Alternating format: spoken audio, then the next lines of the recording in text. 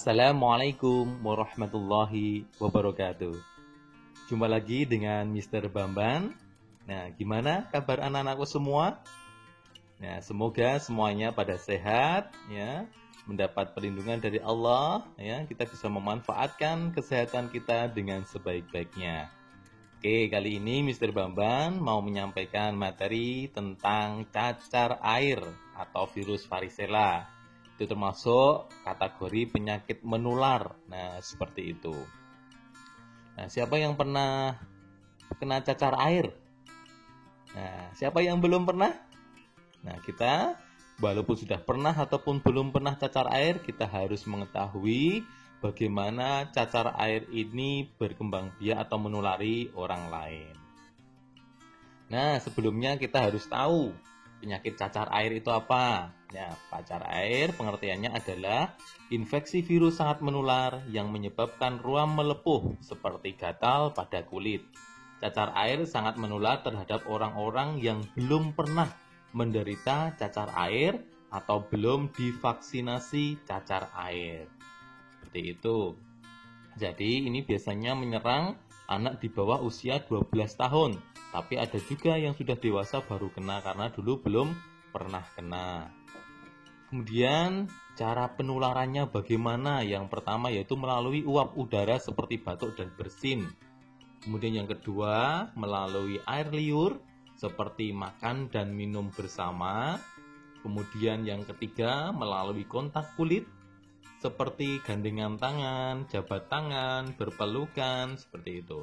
Kemudian yang keempat yaitu melalui kontak benda yang telah terkontaminasi.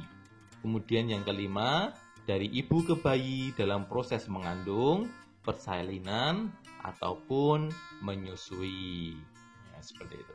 Jadi yang pertama yang sering ya, batuk bersin itu harus kita tutup, jangan sampai kita menulari orang lain. Kita jaga ya, seperti itu. Kemudian gejalanya yang pertama yaitu ruam merah seperti melepuh, ya, yang berisi air. Ya. Dalamnya melepuh itu, ya, dalamnya ada isi air. Kemudian yang kedua yaitu demam. Nah, kemudian demam itu adalah proses antibodi kita ya melawan virus. Biasanya memang efeknya nanti akan jadi demam. Kemudian yang ketiga yaitu pusing, ya. Itu ada pusingnya biasanya. Tapi kalau enggak berarti dia terkena dalam keadaan fit. Yang keempat yaitu lemas. Ya, lemas, kemudian apa-apain males. Kemudian yang kelima yaitu nyeri tenggorokan. Jadi tanda-tandanya mirip banget ketika kita mau batuk ataupun kita mau flu, itu mirip banget. Kemudian bagaimana cara pencegahan atau pengobatannya? Yang pertama, nah tentunya kita harus banyak minum dan konsumsi makanan yang lembut supaya kita tidak dehidrasi. Ya. Kemudian yang kedua, tidak menggaruk ruam atau luka cacar air. Ya, karena biasanya gatal ya cacar air itu, maka kita harus potong kuku. Tapi lebih baiknya kita pakai sarung tangan saja supaya saat kita menggaruk itu tidak melukai cacar air. Karena kalau sampai terluka cacar airnya karena digaruk itu biasanya akan meninggalkan bekas sampai dewasa. Yang ketiga yaitu mengenakan pakaian berbahan lembut dan ringan. Yang keempat, oleskan lotion kalamin, ya, tapi nggak boleh di sekitar mata, nanti bisa masuk di kelenjar mata, itu berbahaya. Kemudian yang kelima, berendam di air dengan baking soda, ya, bentar aja. Kemudian yang terakhir yaitu memakai obat asiklovir, bisa dalam bentuk salep, tablet ataupun infus. Tapi yang jelas semuanya harus dengan resep dokter. Kapan virus itu sudah tidak menular? Itu biasanya banyak yang tanya. Nah, kondisi satu dengan yang lain pasti berbeda. Nah, jika ruam cacar air semuanya sudah mengering dan hanya tinggal bentol bersisi hitam saja, biasanya paling cepat 6 hari. Tapi ada juga yang sampai dengan 17 hari. Malah kemarin ada yang 3 minggu, sekitar 21 hari.